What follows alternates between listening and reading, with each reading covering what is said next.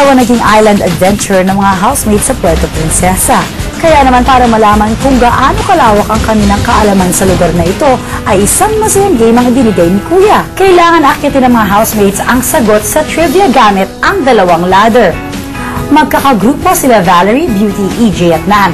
Ang kabilang grupo naman sila Robbie, Alex, Nicole at Rona. Simulan na natin ang game. Ito ay taguri sa Puerto Princesa City. Go!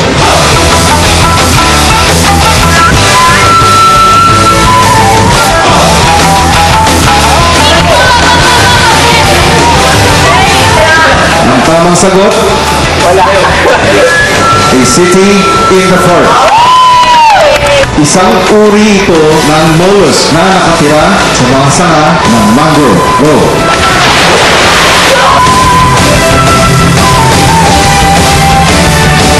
Tama ba?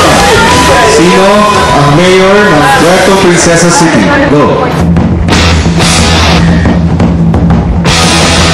Mayor Edward Hagedon. Pinakamahabang ilog sa ilalim ng bundok na may sukat na 8.2 kilometers. Painful Underground River. Tama ka yan. Ang lugar na pinagkukunan ng kaisa-isang natural gas ng Pilipinas ay matatagpuan sa ang lugar. Hindi luli at hindi lulu. Wala na nakuha ng tamang sagot. Sa mga sumunod na tanong ay nakuha ni Rona ang tamang sagot na Bayawa. Nakuha naman ni Alex ang sagot sa kung ilang barangay meron ng Puerto Princesa City. At sumunod na tanong, tila nang hina na si Valerie.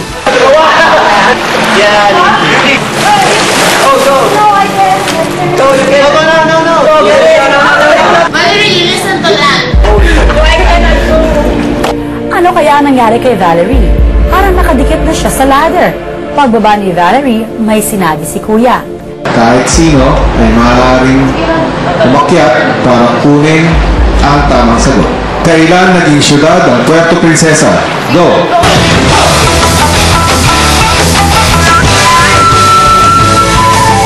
Tama kayo. Si Valerie, tila sineryoso ang hindi niya pagkakakuha sa tamang sagot. Alex, Robbie, Nicole, at Ron. Congratulations!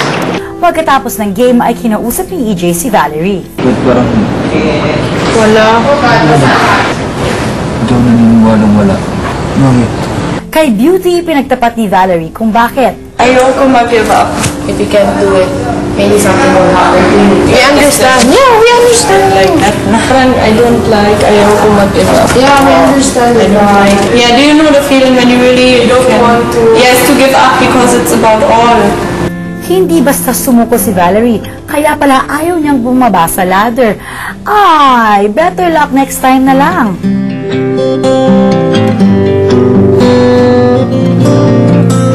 Hello, Uber addicts! Uber na! Yay!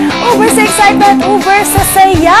Grabe! Itong si Valerie lugmok talaga dahil feeling niya ay siya ang nagpatalo sa kanyang groupmate sa kanilang sagot sa ladder or tanong sa ladder, answer sa ladder game. Pero, sinabi naman sa kanya ni Beauty na okay lang yan kasi it's just a game. Kasi diba naunahan ni Nicole si Valerie dun sa tamang sagot. So, feeling ni Valerie, kasalanan niya.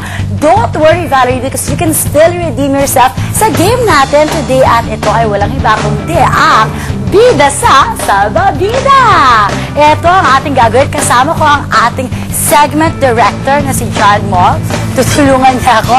Ilalagay ng ating mga housemates at ayan, ilalagay ng ating mga housemates ang mga salbabida na ito. Okay? Kailangan 6. Pero dahil hindi nyo na makikita ang mukha ko pag alam ang ginawa ko, pwedeng 3 na lang muna. Ha ha ha. So kailangan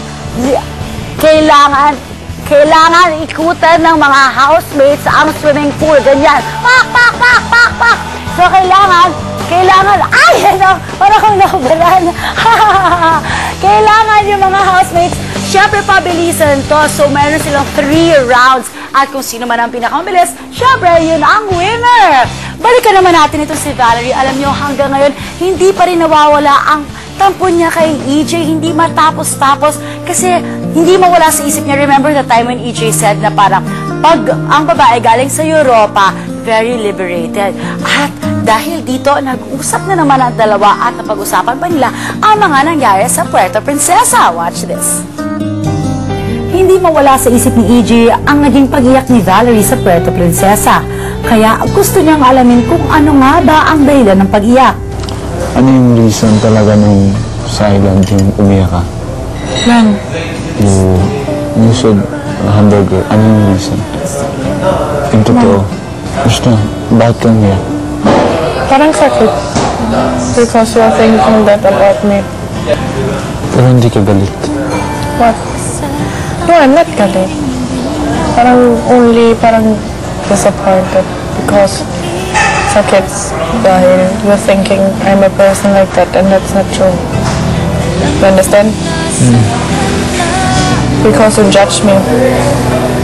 Oo, hindi. No, you judge me as the person like that. Hindi. Nahihiya talaga. No, you don't need. It's okay.